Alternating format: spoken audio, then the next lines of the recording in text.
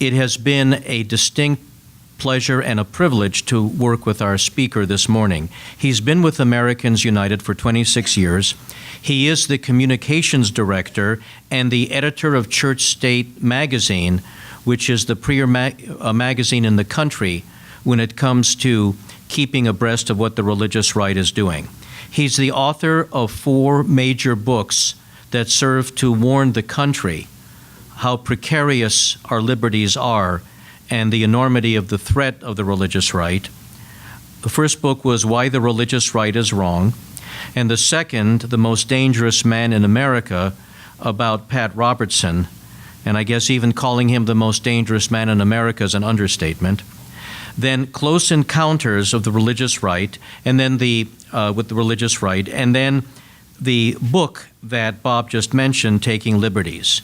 So uppermost in our minds as secular civil libertarians is making sure that all of us, believers and non-believers, remain equal before the law, and to demonstrate to us how precious that freedom is and how close we are coming to losing it.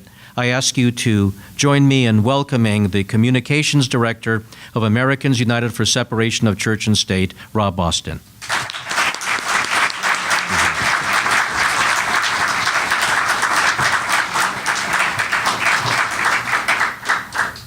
Thank you so much, Eddie, and thanks to all of you for coming. It's been a few years since I've had the pleasure of visiting with you here at CFI Los Angeles. I have been involved with CFI as a member since 1988 and have had the pleasure of speaking at various events in Amherst and other locations. And if you are interested in secular humanism, if you are interested in debunking the claims of the paranormal, you definitely need to be a member and a supporter of the CFI. It's one of the most important organizations in the country working on those important issues.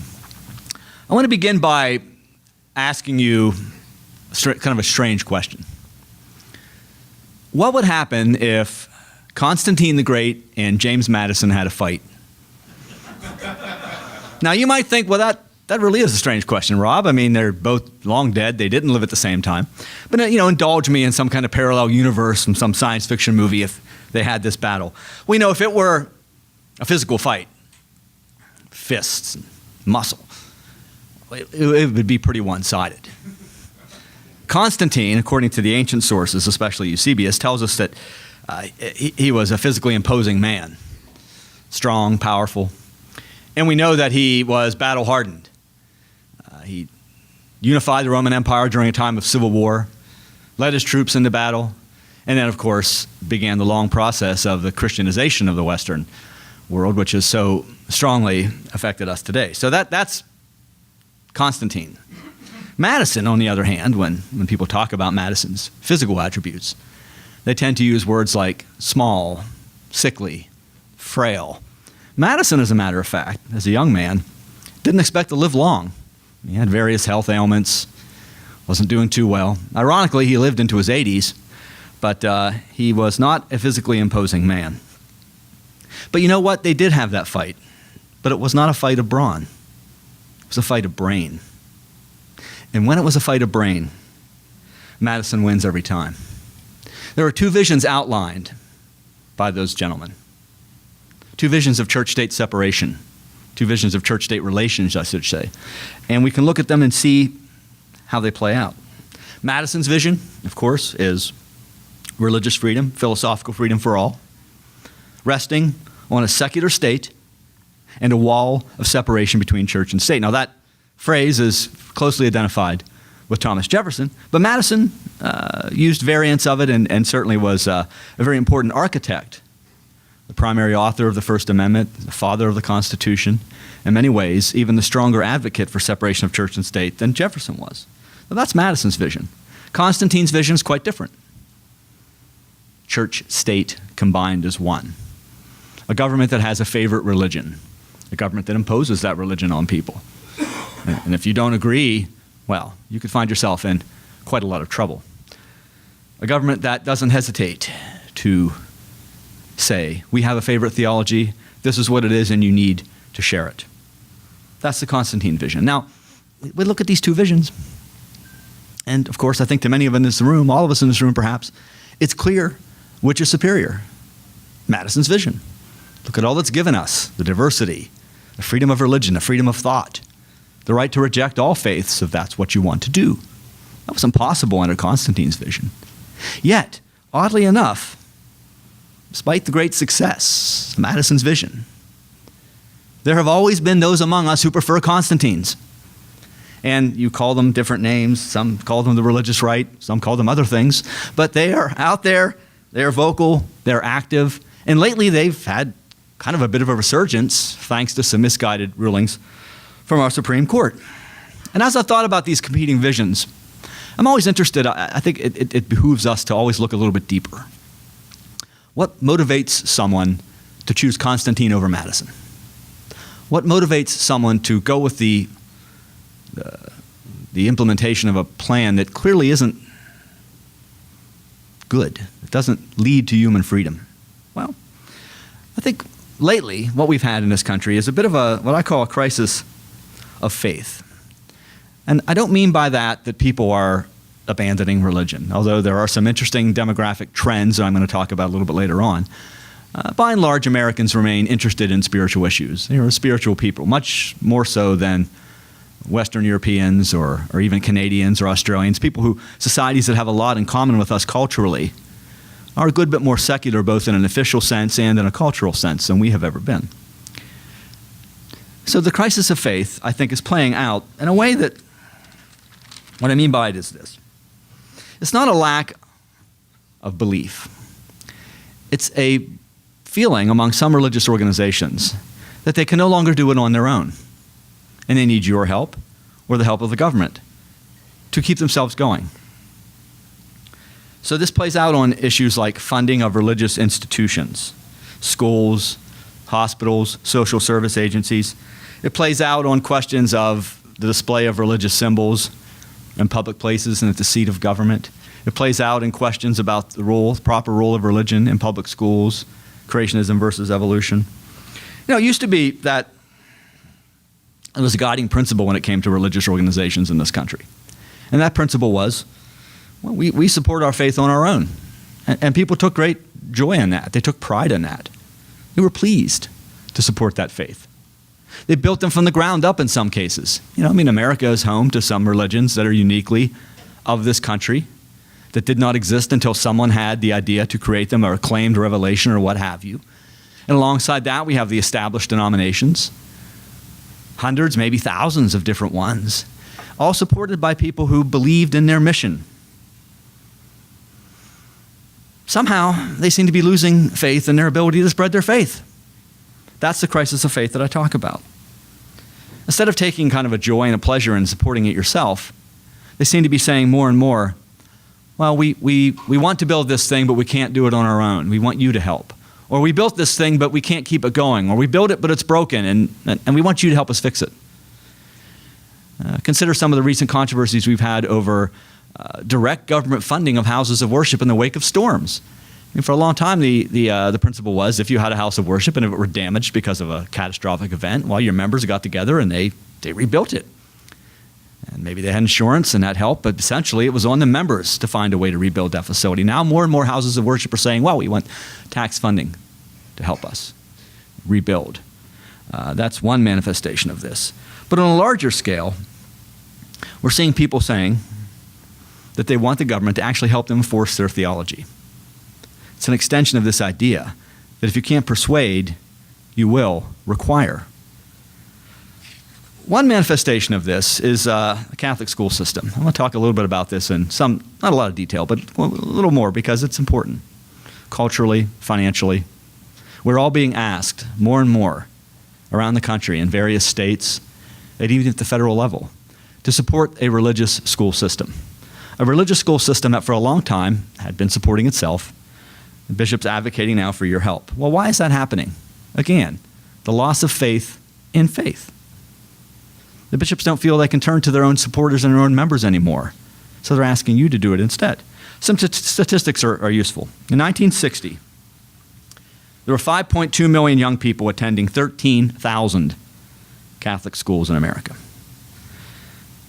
In 2006, which was the most recent year I could find figures for, there were 2 million students attending 6,600 Catholic schools in America. I mean, you can see that rather dramatic drop. Well, what happened? Well, a couple of things happened. Number one, some people started looking at Catholic education and saying, well, it's expensive. There's a public school in my area. It's a good school. Don't really feel the need to patronize a religious system when there's a good public school here. Other parents looked at that and said, well, cost of a college education is escalating every year. We know that. I would rather take that money that I would otherwise spend on a private school tuition and put that into a college fund for my child and patronize the public schools. But more importantly, people stopped listening to the bishops on this issue. Now, I grew up in a heavily Irish Catholic area in western Pennsylvania in a city of about 65,000 people. And at that time, in the late 60s and early 70s, if the bishop told you that you were to send your children to the Catholic school, that's what you did. And people weren't really arguing or pushing back on that. And it was a stretch for a lot of parents, including my own family. We were of very modest means, but found a way to make that happen because that was what the bishop expected. Well, at some point along the line, people started to say, well, yeah, the bishop may want me to do that, but I'm going to make my own mind up on these things. And furthermore, they extended that into the realm of social policy. More and more people were saying, oh, the bishop says we shouldn't use birth control, but we're really going to make our own decision on these sorts of things. And now we're at a point where the use of artificial birth control by Catholic women basically mirrors the use among the rest of the population, and that is, it's in the high 90s. Now, how have the religious organizations that are affected by this unruly flock, how have they dealt with it? Have they made a better argument? Have they looked at their doctrines and said, maybe some of these are out of date, we'll change them? And that doesn't happen very often. So instead, what they've said is, well, we have failed to persuade you, so we'll force you. And that's the point where we're at right now. And we're seeing this play out over issues like access to birth control, LGBT rights, creationism in schools, censorship, and compelled worship and prayer. And if you think about these issues, what ties them all together is a simple but dangerous idea. Somebody else wants to make a moral decision for you. That's the heart of this, really. I'm going to talk a little bit about these birth control cases because we all know the Supreme Court recently ruled on this, and it's a 5-4 ruling, another 5-4 ruling from our Supreme Court on church-state separation. We've seen so many of those recently. What struck me about this situation as I watched it play out, as it approached the courts in the wake of the passage of the Affordable Care Act, as the lower courts began to deal with the issue, as it reached the Supreme Court, as the Supreme Court heard the oral argument, as they handed down their decision, was that unlike humanism, which takes great pride in being reality-based and fact-based, the court didn't seem to be particularly interested in looking at facts when making its decision. And what I mean by that is there was some relevant data that was submitted to the court that I think should have been persuasive, but they weren't too concerned about it. Let me begin with a couple of statistics. One deals with human sexuality. 95% of all Americans have sex before marriage. 95%. That figure comes from the Guttmacher Institute in New York City. They do some of the best research out there on human sexuality. And the interesting thing about Guttmacher and this research is that they found that figure, 95%, wasn't really recent. I mean, it's been happening for a long time. Big surprise. People have sex. Wasn't just something they started doing in the 1960s. I hear it's been going on for a while. Now, there are some differences about pregnancies outside of marriage used to lead more to a wedding or a marriage than they do now. But nevertheless, the fact that people engaging in this activity, pretty old idea. 95%. That's the first thing to keep in mind. So basically, almost everybody is having these sexual activities outside of marriage. Next fact to look at. What do people think about the size of their families? Well, here there's been quite a change. When I was growing up, as I mentioned earlier, in this Irish Catholic neighborhood in Pennsylvania, it was not uncommon to see families with 5, 6 children. I have 8 brothers and sisters myself, so big families, pretty common. I mean, we were a little unusual with 9, but 5, 6, not uncommon. Not so much anymore these days. Nowadays, if you ask the average woman who wants children how many children she would like to have and what she thinks is the best number for a family, Most will say 2. 2 children. Next fact to consider is fertility. Most women become fertile at some point in their teen years, and this continues until the 40s. So this means, if you add all this together, people are having sex before marriage. Most people think 2 is a good number of children to have. The number of decades that a woman is fertile. Most women are going to spend more time trying to avoid pregnancy than they are getting pregnant. That's where birth control comes in. Now, it is a well-settled principle that the government can trump a stated religious freedom interest or argument if it has a compelling state interest. And this is certainly one.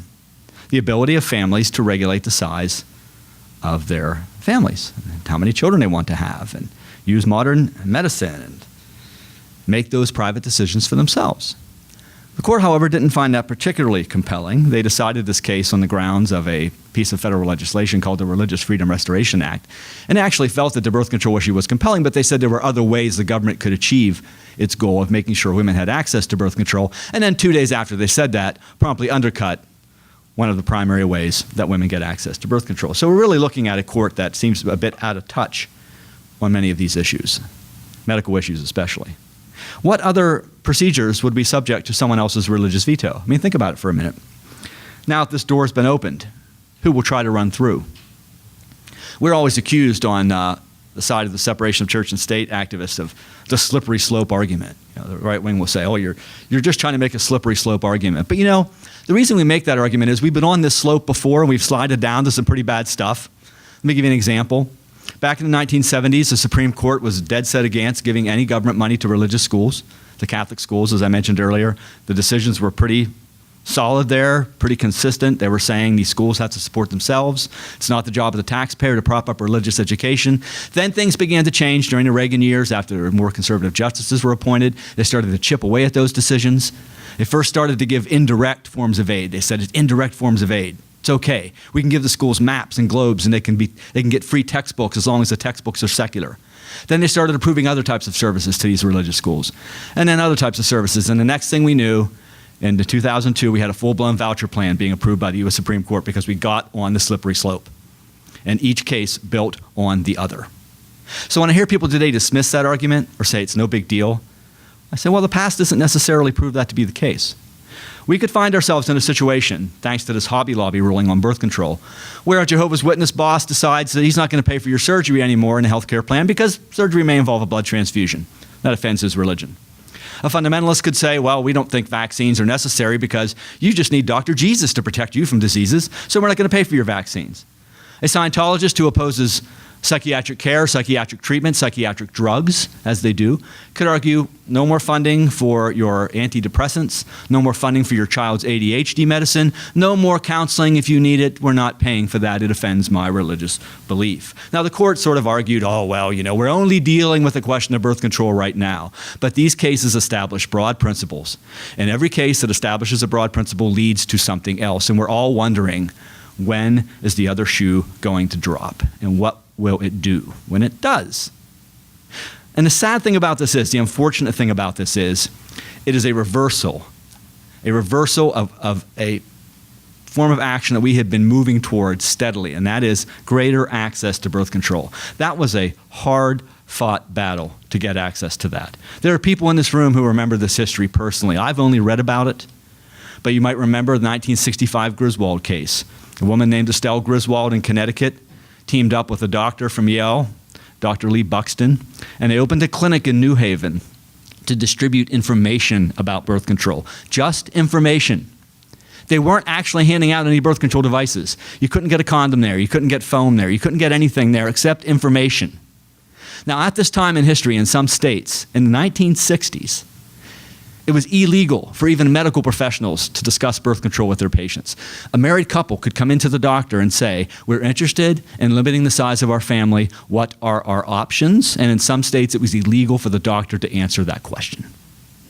Now, when this clinic was open, the Catholic bishops immediately called the district attorney, and it was raided. The police came. They arrested Ms. Griswold. They arrested Dr. Buxton, which, of course, is just what those two wanted, because they wanted a test case. It went to the Supreme Court, the 1965 decision, Griswold v. Connecticut. The Supreme Court ruled there was a zone of privacy that covered certain activities, like human sexuality and other behaviors, that the state did not have the right to invade. It was not their business, especially if the state was relying on a religious argument to define that zone. That zone appeared later in cases like Eisenstadt, where the court extended the right to access birth control to unmarried couples. It reappeared in Roe v. Wade, the abortion rights case, and it reappeared in the decision many years later, legalizing consensual gay sex among adults. Again, the zone of privacy. Government doesn't have the right to come into that zone and tell you how to behave, determine your sexuality, or try to curtail it because some cleric doesn't like it. Now, it seems, there are people trying to reestablish those old rules, those restrictions, under the guise of religious liberty. And that is a remarkable thing. Religious liberty in this country has always been considered an individual right, your right to pray or not, as you see fit, your right to read the religious books of your choice, to join with like-minded believers, to go out into the public and spread your point of view, to knock on doors, to offer someone a tract. That's religious liberty. Religious liberty is not the right to tell someone else what to do. And you know what? Those who hold to a confident faith, those who have that view that they're happy to support their religion, that they take joy in that they take pride in that, they know what real religious liberty is. And they are able to recognize the phony substitute we're being given by the religious right. But the problem is, increasingly, Americans are rejecting that dogma of the religious right. And they say they don't want the message anymore, and I don't blame them. As someone who's tracked the religious right over the years, who's been to their meetings, I have seen anger and bitterness. I've seen conspiracy theories, heard conspiracy theories, hate and rage, division, and always this idea that you will make somebody out to be the big enemy. That's a big piece of the religious right's thinking. For many years it was humanists, and still is in many of these meetings. So the secular humanists are out to destroy religion with their corrosive secularism. They want to take away our right to worship. No, they misunderstand everything about this movement. They make us out to be some kind of a bogeyman. But there's a reason for that. So more and more Americans sort of turning away from that. And I think, quite frankly, a lot of the religious right leaders and followers can see this happening. And they're afraid, they're angry, and they're reacting. And again, their reaction is a little bit strange. It's not to offer a better product, to change their message, to retool it in light of modern realities. No, it is instead to complain that they are being persecuted, that the government is somehow trying to restrict their rights. And what really threatens them, I think, is an emerging style of thought in this country that definitely will impact religion and theology and how we all define those terms. I'm not an expert in this area, but I've been reading about some interesting trends that are kind of underway in this nation that show a drift away from organized religion. Now, people are not abandoning organized religion and embracing humanism, by and large. I mean, some are, but most people are drifting into what you would call a private or idiosyncratic faith, a belief that they have crafted on their own, and it may take elements from certain beliefs, and it may blend traditions. It's best, I think, expressed by a quote from Thomas Jefferson, who once, when asked his religion, said, "I am a sect unto myself as far as I know." A lot of people are adopting that philosophy, and more power to them, because these are people listening to a voice within themselves. They're not necessarily listening to rigid clerics, conservative clerics. They don't necessarily consider the Bible or any other religious book as a manual for how to live their lives day to day. They look at those books and say, well, there's maybe some guidance in there, some things I can find useful. Maybe there's some history, some metaphor. I can take a little bit of this, but not that. That blending of traditions, that credo of live and let live, that tolerance, that openness, that I think is going to be the new face of American theology. And it even suggests that for those who believe in an afterlife, there may be more than one pathway there. Now, we all know this is very, very disturbing to the fundamentalist, because according to their belief system, there's only one way to do anything, their way. You want to go to heaven, you have to believe as they believe. You have to interpret the Bible as they interpret the Bible. You have to worship as they worship. So this changing face of American theology is a real rebuke to the theocrats among us. And it frightens them. Now again, their reaction has not been to retool their message, to preach a better sermon, to offer a better product. It has been instead to cry persecution and demand preferential treatment from the government. They have lost sight of a famous quote by Ben Franklin. Let me read this to you.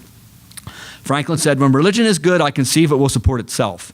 when it cannot support itself and God does not take care to support it, so that its professors are obliged to call upon the help of the civil power, that is a sign I apprehend of it being a bad religion.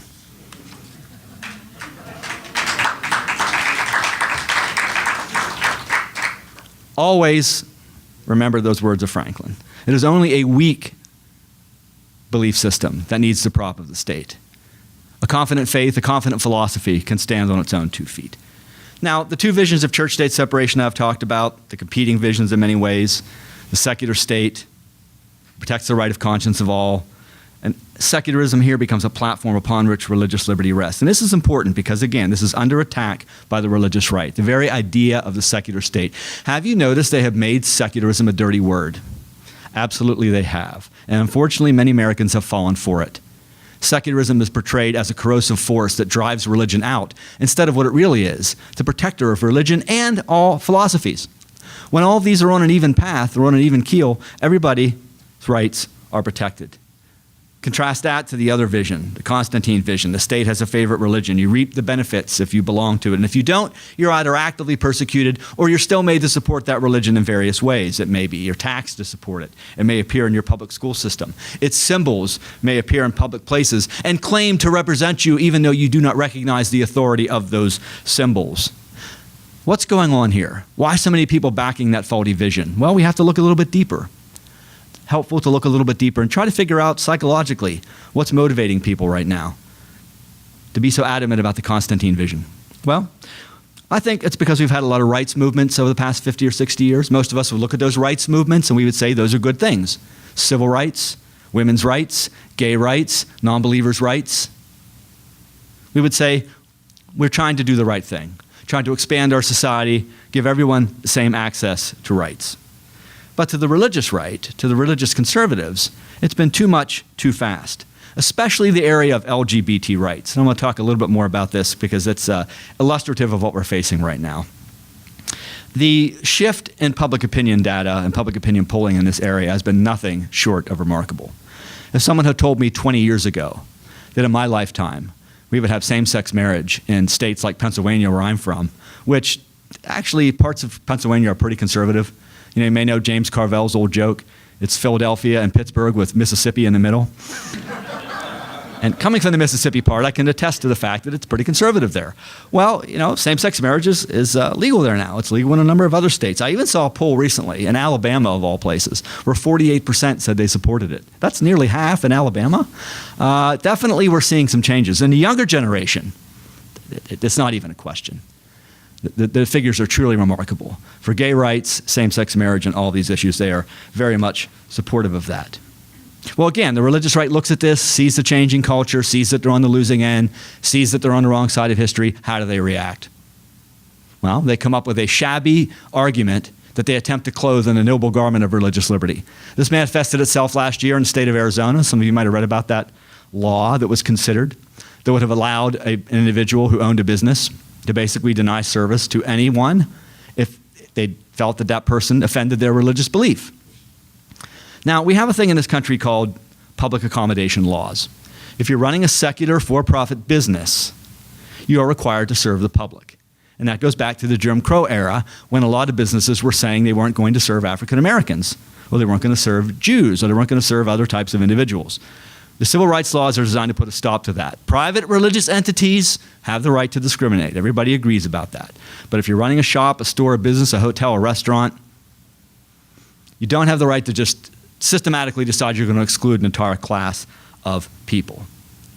And when that bill was being debated and discussed, a lot of us made an argument and tried to remind the folks who were supporting it that what they really were after was something that had manifested itself in this country previously. When business owners said things like, "You can't come in here. Oh, your hotel is across town. There's a restaurant that serves people like you down the block. We don't serve your kind." Now, they got very angry when we raised those arguments. When we said what you're really trying to do is a Jim Crow 2.0. They got very angry. But I think because it stuck. It hit home. A lot of them may not have wanted to admit this, but there was a time, not that long ago, when their pastors and their preachers pointed to the Bible and said the Bible mandated separation of the races, the Bible did not allow for race mixing, the Bible did not support interracial marriage. They want to cover all that up and pretend that they were always on the side of justice. They were always on the side of fairness. But in fact, they made those arguments during the Jim Crow era. And now, in an attempt to kind of, again, dress up their rather shabby discrimination doctrines, they are making even stranger arguments. They're arguing that their churches are going to be required to serve same-sex couples. Their pastors will be required to officiate at same-sex weddings. And it's nonsense. As long as we have a First Amendment, all religious organizations in this country will be free to determine what types of couples they will serve and which they will not. Just as you cannot walk into a Presbyterian church or any other kind of a church and demand a membership, you can't demand that they perform sacraments and ceremonies for you. So that argument isn't really getting them anywhere, but they're making it. Why are they making these strange arguments? Why all these bizarre lines of thought appearing in the media and Fox News and so on? Well, again, what they're afraid of is the culture will change. And they almost certain fear that they are on the losing side of history. Now, at a certain point, court rulings are very important. Don't get me wrong, make no mistake. But at a certain point, the culture begins to lead, and the culture pushes things forward. Sometimes the courts catch up. Sometimes the courts are a little bit ahead of the culture. This is one of those cases where I think the culture is leading. And that's really what frightens these ultra-conservatives among us, that the cultural tide is simply going to overwhelm them. When the Supreme Court considered the Windsor case, one of the same-sex marriage cases, the Catholic bishops filed a brief in that case. And they argued before the court that essentially, if the court allowed same-sex marriage in this particular context, that would lead more people to accept the idea, and the Catholic Church's views would be seen as bigoted. So essentially what the Catholic bishops were... Seriously, they made the argument. They were asking the Supreme Court to give them a type of protection for their bigotry. Now, the Supreme Court declined to do that. So you can imagine how angry these groups are, how fearful they are, and how aware they are, probably, that the train has left the station.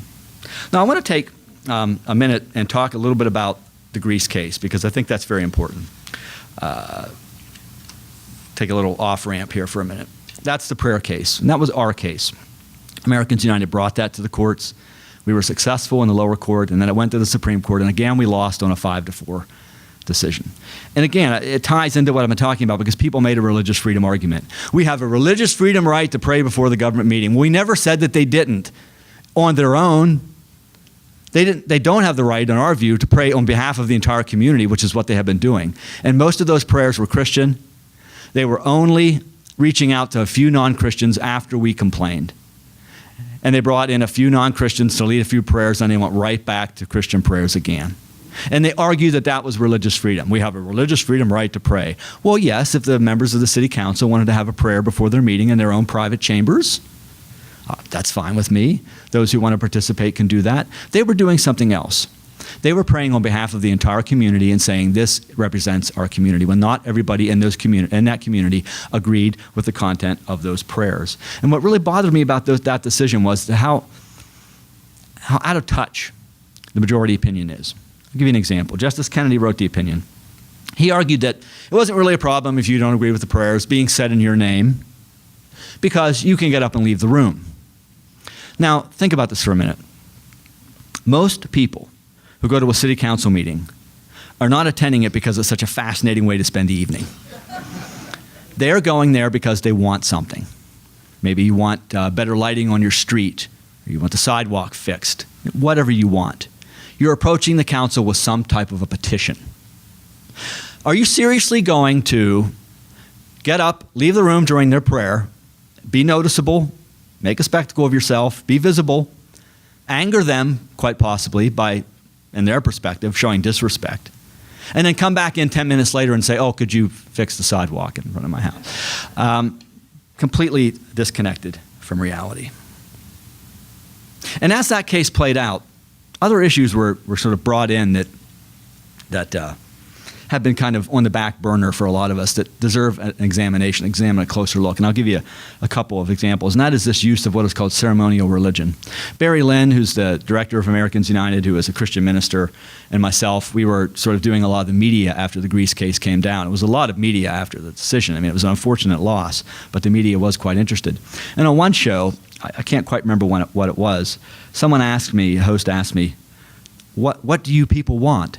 And that you people is like, what do you people want? And of course, he meant, you advocates of separation of church and state that are trying to drive religion out of public life. Must have been a Fox program. Anyway, what do you people want?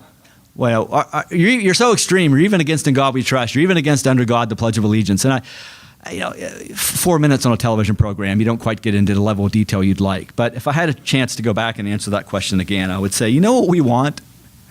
We want a government that's neutral on religion. We want a government that doesn't have a religious opinion, that doesn't promote a theology. We want a government that says, what you believe or don't believe about God is your business and yours alone. We don't have a perspective. And when the government stamps In God We Trust on our money and puts Under God in the Pledge of Allegiance, they are taking a stand on theology. They are saying there's one God, not 5 gods, not 10 gods, not no God. There's one God. There's something to be gained from trusting in this God. It's a good thing. It's a valuable thing. It's useful. It's helpful. It's what real Americans do. Trust in this God. And if you do that, hey, good for you. And if you don't, something may be a little suspicious about you.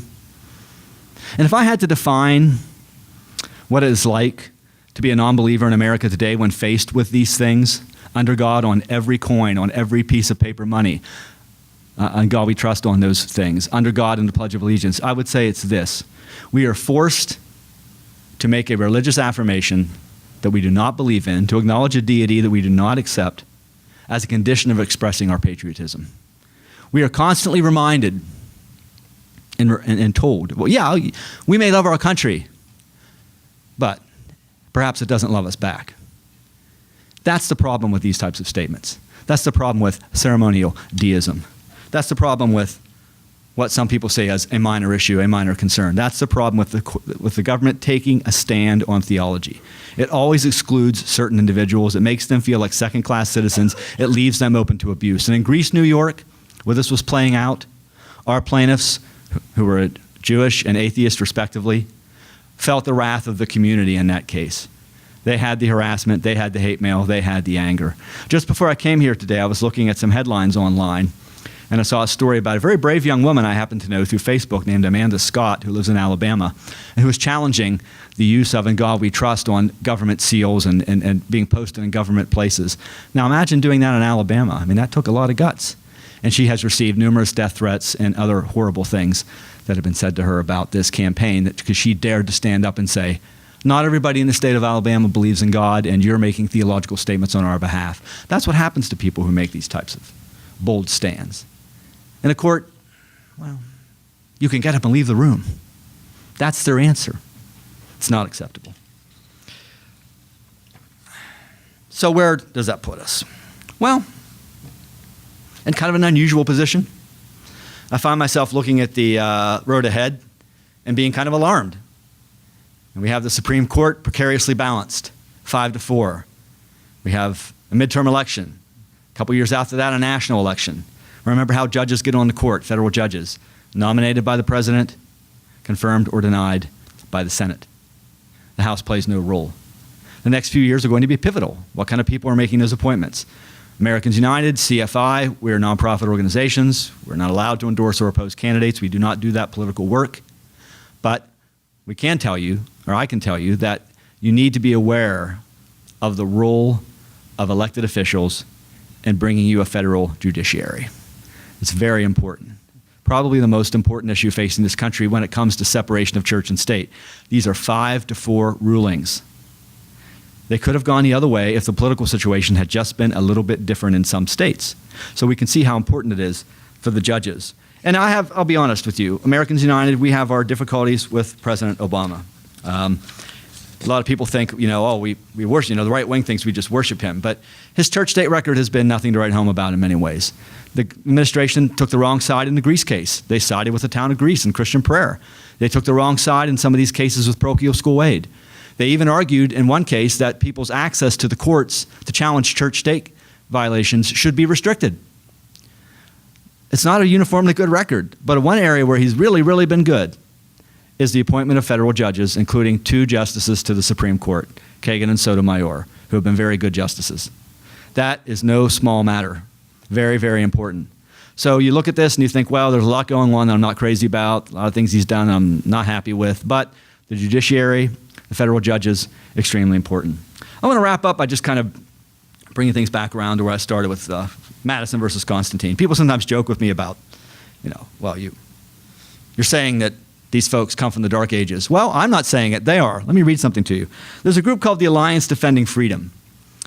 It's a large religious right legal aid group. And these groups, don't they always have great names? The Alliance Defending Freedom. Doesn't that sound nice? I mean, it's always like the group will say, our goal is to take away the rights of non-Christians, women, and gay people. And our name is the Liberty Federation.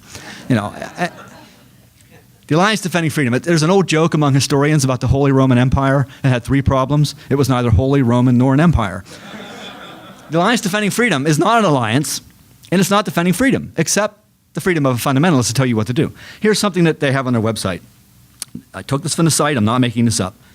We seek to recover the robust Christian dogmatic theology of the 3rd, 4th, and 5th centuries.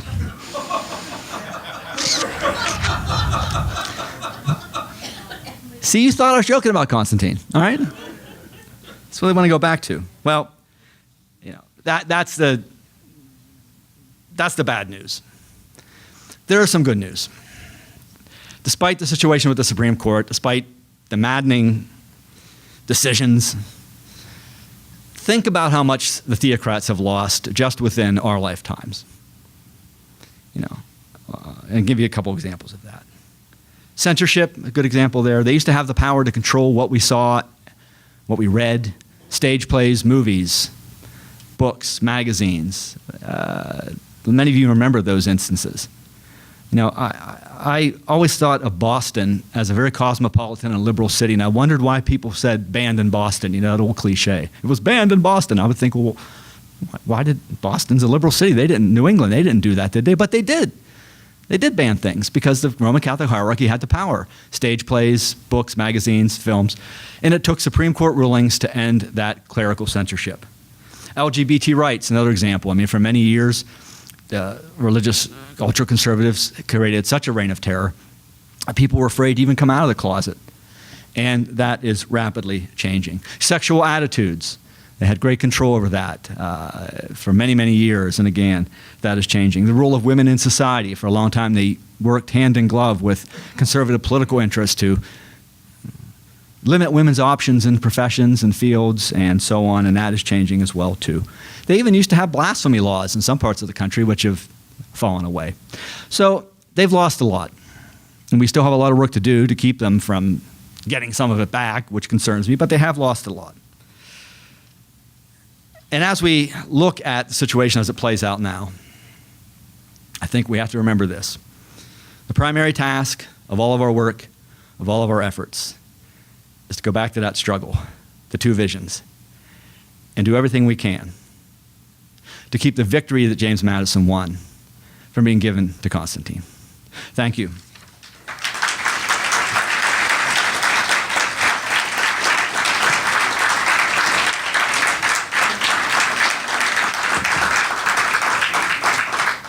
We have time for questions, and I'm happy to answer questions. Yes, sir.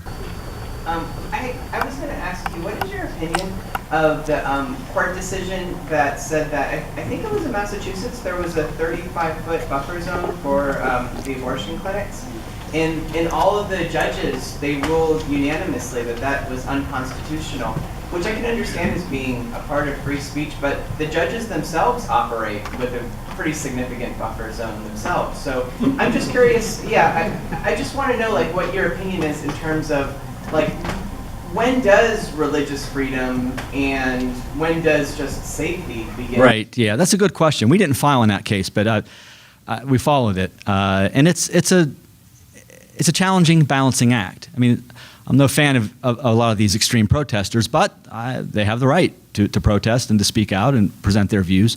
But you're right about the Supreme Court. The Supreme Court the Supreme Court police are extremely aggressive about what goes on at the court. And they limit protest and such to certain areas and certain zones. And in this case, a lot of people did think that there was a certain hypocrisy there. It was a unanimous decision, though.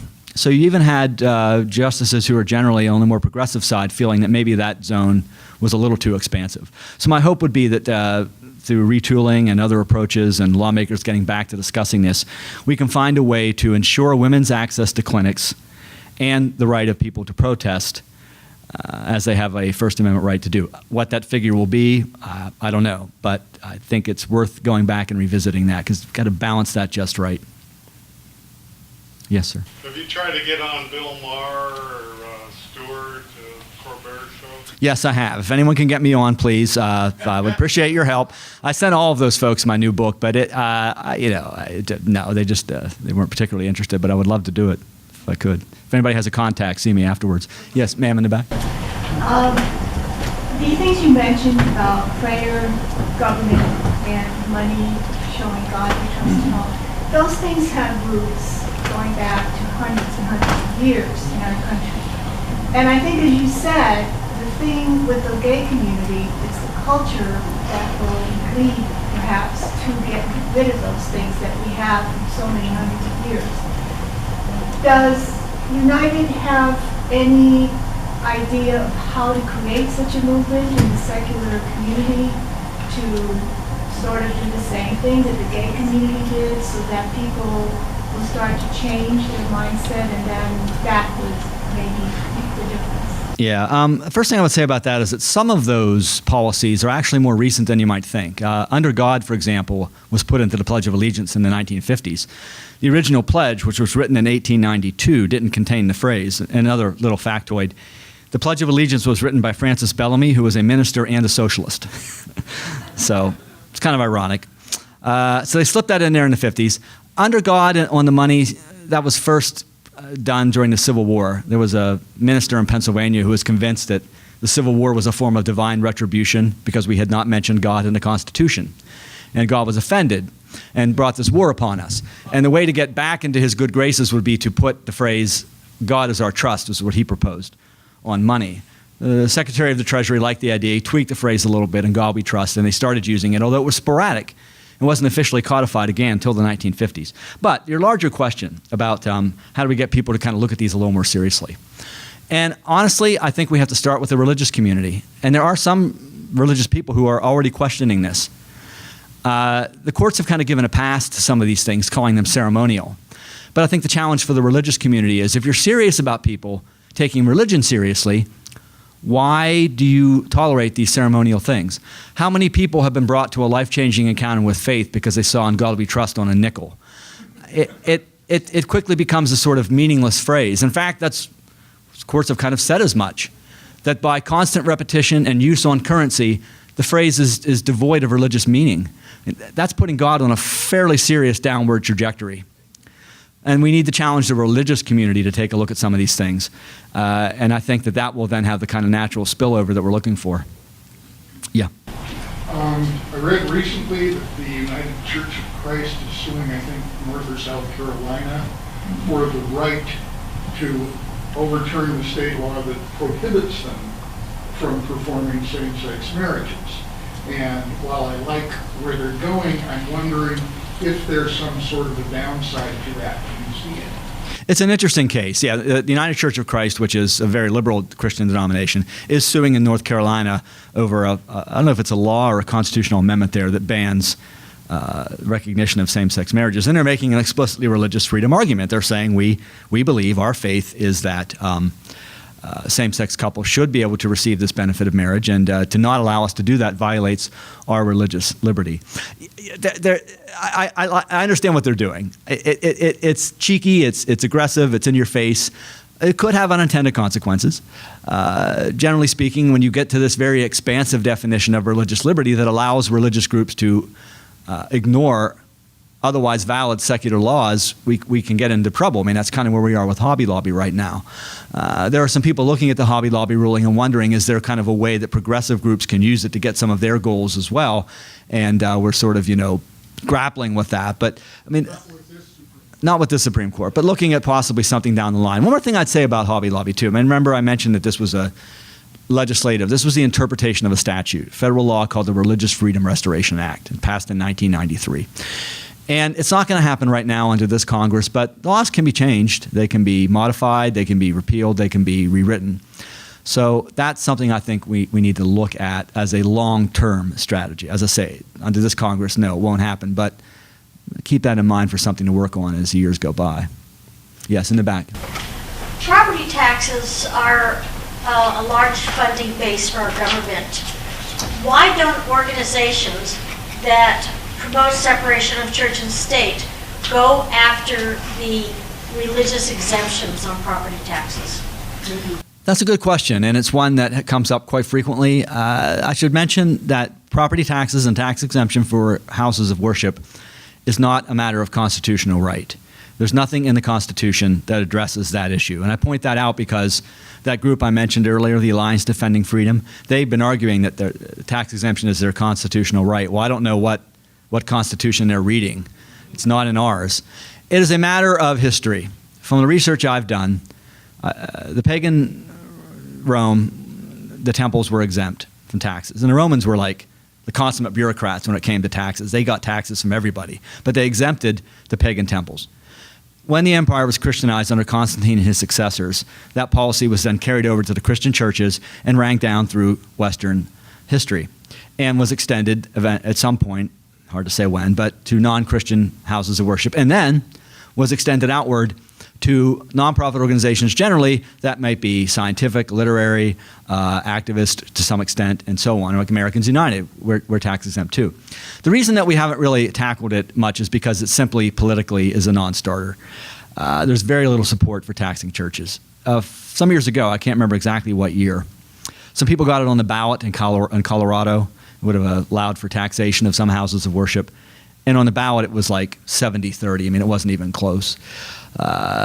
What we've had to kind of live with is a compromise that says that it isn't just given to religious organizations, that it is extended to other types of groups too. And you find that with some of these other benefits that are given to religious groups. If they can extend them to similarly situated secular organizations, the court will say it's okay. There's one thing about that, though, that I think is important to remember. All nonprofit organizations that hold 501c3 tax-exempt status, which is most of them, are not allowed to endorse or oppose candidates for public office. Yet, a lot of the churches are doing that all the time. And it happens on the right and the left. I mean, I have to be fair about that. There are left-wing churches that do it too. We are very much interested in getting the IRS to crack down on that because that is a clear violation of the law. If you want the benefit of tax exemption, you have to abide by the rules. And in this case, they're just ignoring the rules.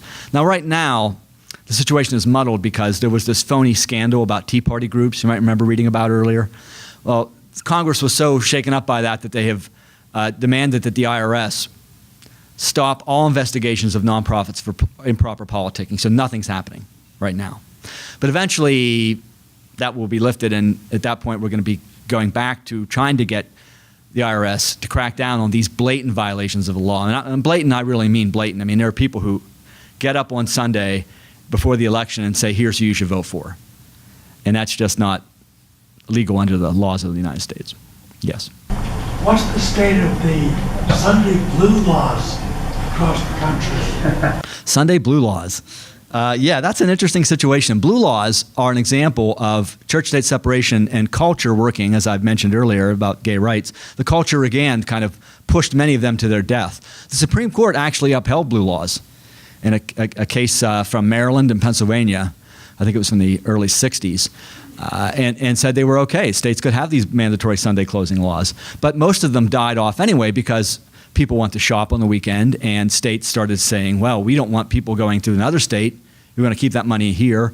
Or we don't want people going to another county or another city. We want to keep it here in our own community. So they agitated for change, and the lawmakers did change in most cases. Now, there are still a few sort of weird little quirks you might notice in some parts of the country. My wife was a graduate student in North Carolina many years ago, and she said you couldn't buy a bottle of wine there before 12 noon on a Sunday. So, you had to wait till after 12 noon. There are some businesses like car dealerships in some states, like in Maryland where I live, most of them aren't open on Sunday. I mean, just weird things like that. But generally all the box stores, the grocery stores, they're all open because there's money to be made. Yes. With the recent lower federal court decisions banning the closure of abortion clinics, do you see Roe versus Wade being revisited by the Supreme Court? Well, Roe versus Wade has been hanging by a thread for a very long time now. I mean, Justice Kennedy wouldn't go as far as to overturn it. I mean, but he has certainly voted for restrictions on legal abortion and many other contexts. So it's very precarious. It's another one of those issues that if the court becomes even more conservative in years to come, definitely could be revisited. This idea that our Supreme Court respects precedent is nonsense. There's a legal term, stare decisis. I'm not a lawyer, but I know some legal terms. I picked them up over the years from actual lawyers. And that means basically respect the precedent. But this court, they'll pretend that they do, but they find ways to trash the precedent. And oftentimes they do it incrementally.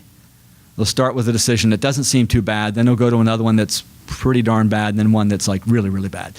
So they're very clever in how they're doing it, but they certainly are not. This is not a court that respects precedent. They'd overturn it in a heartbeat if they could get the votes. Yes? Was Citizens United about corporations as individuals? Did I get that one right? Yes.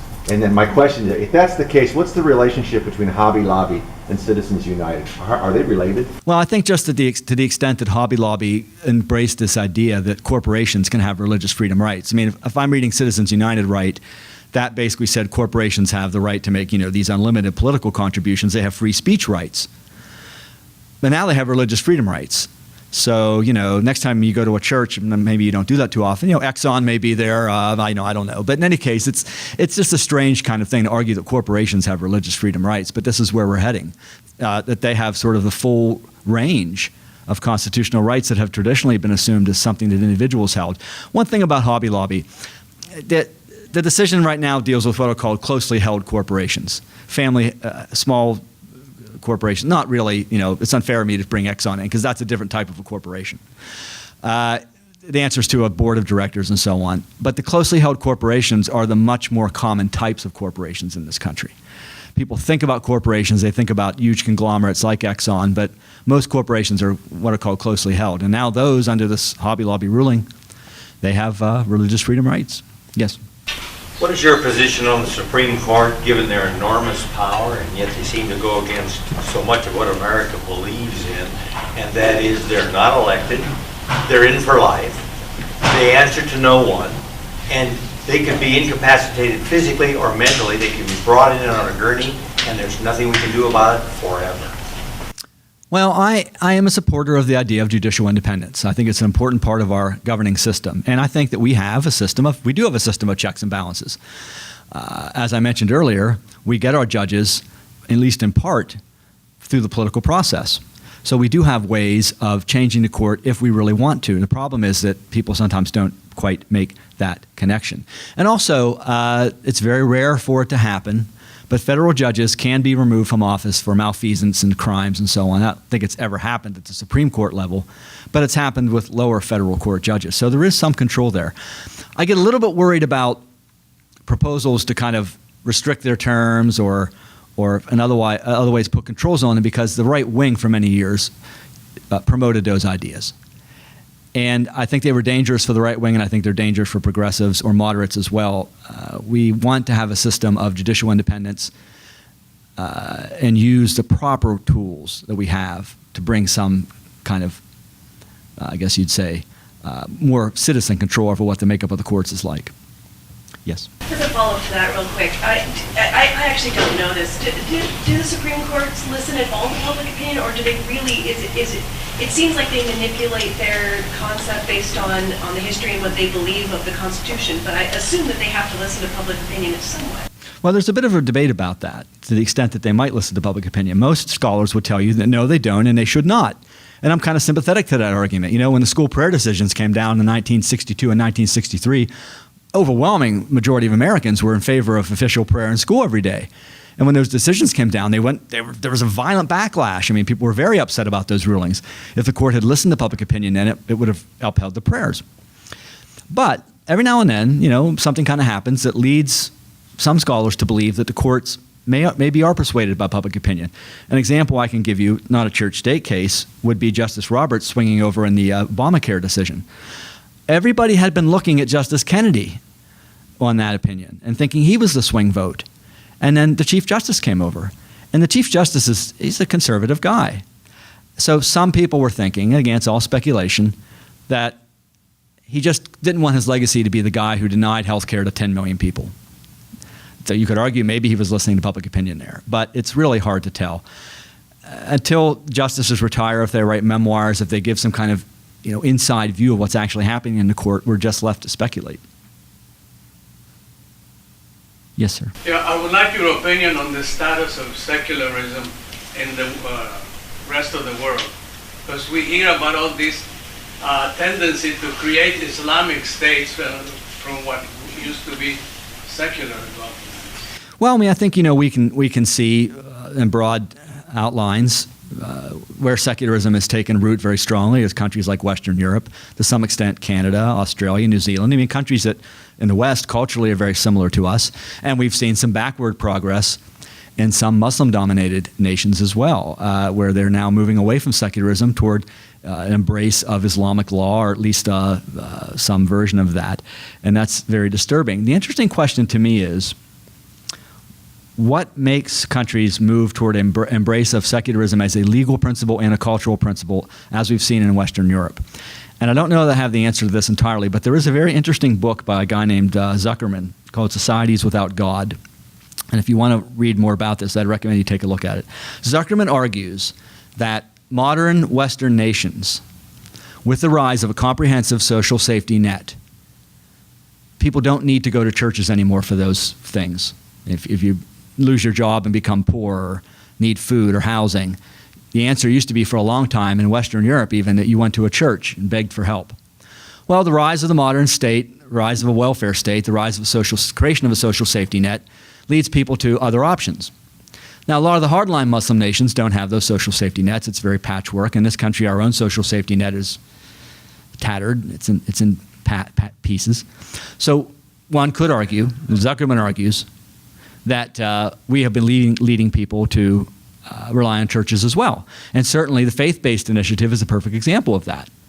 If you need to go to a soup kitchen, or if you need to get shelter for the night, if you lose your job, if you need some type of help, a lot of people are being told, well, there's a faith-based organization with government money behind it to help you. So we're sort of throwing people into these religious organizations, whether they want to go there or not, and inevitably, some of those religious organizations are going to proselytize, are going to preach, are going to convert people. So it's an interesting argument. I think it deserves further study, but I think Zuckerman makes a good point, because if you think about it, the secularization of Western Europe was fairly rapid, post-war, for the most part. And it's probably not a coincidence that occurred alongside the rise of a modern welfare state. Yes? Yeah, Rob, two things. One, I just want to point out that just this week in the nation, Catholic Pollitt called for a repeal of the Religious Freedom Restoration Act. Yeah. So maybe that's a start towards what you mentioned earlier. Second thing is I want to go back to what Sandra was talking about with the property tax exemption the churches get. For instance, we pay thousands of property taxes for this building next door, Pentecostal. They pay nothing. Well, is that fair? And the second thing is, in your book, you mention about, and this is an income tax case, so it's different from property tax, but you mentioned about the Nevada man who didn't want to pay his income taxes, and then you summarized, you said, in other words, and a federal court ruled against him, in other words, the public good represented by the need to collect taxes trumps a religious liberty claim. And then in Walls versus the Tax Commission, which you kind of summarized, I mean, you didn't mention it, but that property tax exemptions for churches don't violate First Amendment, then again, nothing is mandated about exemptions. Right. So shouldn't there be more of an effort on all of us to go after this? I mean, if you think that would be productive, you can certainly pursue it. As I say, there's nothing in the Constitution that would prevent a church from being taxed and paying property taxes. There's just nothing like that. In theory, that could happen, and all it would take would be the political will to make it happen. Now, the problem would be that in this culture, if you started to push for that, there would be a very strong backlash from the organized religious community, and I think it might even split away some of our progressive religious allies and create a rift there, and probably lead to some type of a very misguided and dangerous constitutional amendment to codify the rights of the so-called right of religious organizations not to pay any property taxes. I'm just curious about... They'd lose on legality, wouldn't they? Pardon me? They'd lose on legality unless you had a constitutional amendment. Well, that's what I'm saying. I think it would spark some type of a reaction, either legislatively or through an amendment, because right now, legally, yeah, there's no reason why they couldn't be taxed. I mean, it's not a constitutional right. I'm just curious as to why, in some parts of the country, nonprofits that would be very similar to your own status don't pay property taxes. Is this just a California law, or? Yeah, because in many parts of the country, they're completely exempt as well. 501c3s, yeah. Yes, in the back. You said that you had 8 brothers and sisters. I would be interested in knowing how many of them agree with you.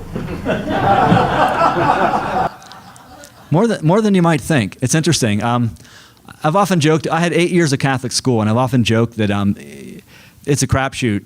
You're either going to end up an Opus Dei or you're going to end up a heretic. We have more than our share of heretics or people who have drifted in that family.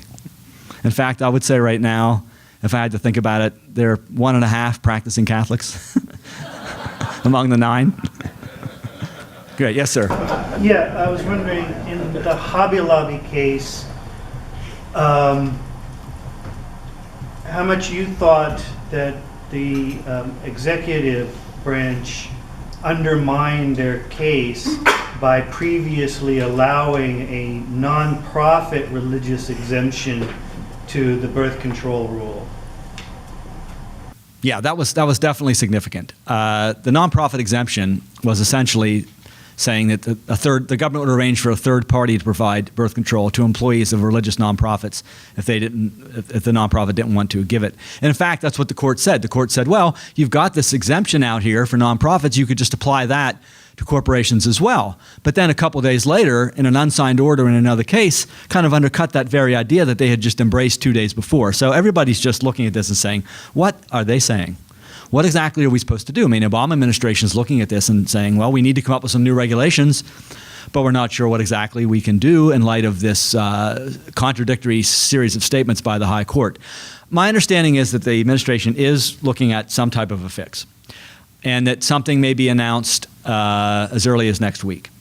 So keep your eye on the media and we'll see what that looks like. The administration has said they are determined to make sure that women can retain access, which is great for now. But you know, there's another problem here. President Obama is not going to be in office forever. If he's gone in a couple of years and someone else comes in and that individual has a different view of these things, they could rescind that regulation, they could rescind that order, and women are right back to square one.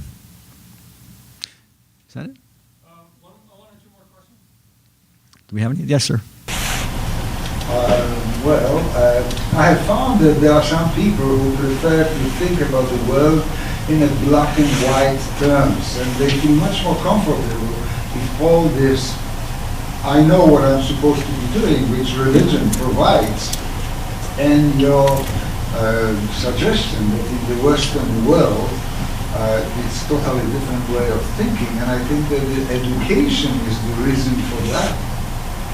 We have everybody has to go to the public school in one way or another, while in the other parts of the world this is not required.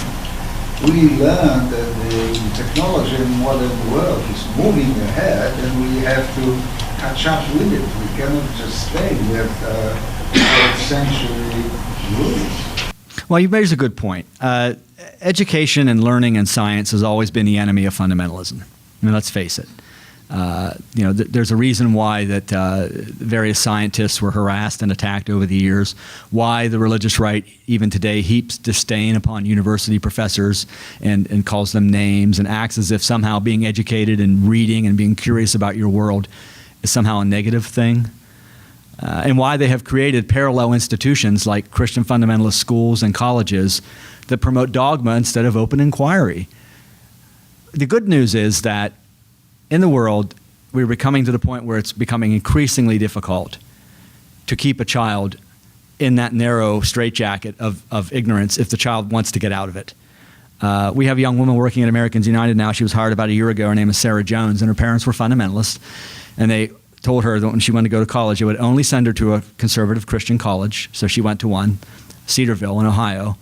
And while there, got interested somehow in Cedarville, at this conservative college, got interested in feminism and humanism, and shed her fundamentalism and embraced humanism. And I'm sure that the internet and the fact that she could go online and find out things and explore the world without her parents' control had a lot to do with that.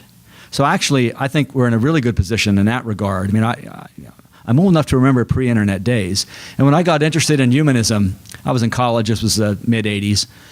I didn't really know how to find out more about it. I'd seen a magazine that talked about secular humanism. I worked in the school library, and I remember seeing this magazine had something about secular humanism on the cover, and I said, well, what's that? Sounds interesting, but I didn't quite know how to get the info. Now, if you want to find out about secular humanism or anything else, you can find it. It's out there. The information is available. So that is a very important component, I think, of our education system, is this idea of self-educating that a lot of young people have it or yearning for it, and it enables them to escape these rigid systems that sometimes parents, unfortunately, try to put kids in. Last question for me. Yes. And it's not about property taxes. All right. I was just reading where a women's power walking group in a Georgia mall did some visible praying, and they were stopped from doing it and said that the mall said that they were banned from visible praying. I just wondered if you had any comment on that. Well, malls are privately owned entities. I mean, to me, that seems extreme. Like if you go into a mall and you try to pass out political literature, oftentimes they'll remove you. But to me, that seems a little bit unnecessary. Why create? If they're doing something privately on their own, they weren't trying to bother other people, I would have let them pray. Great. Thank you.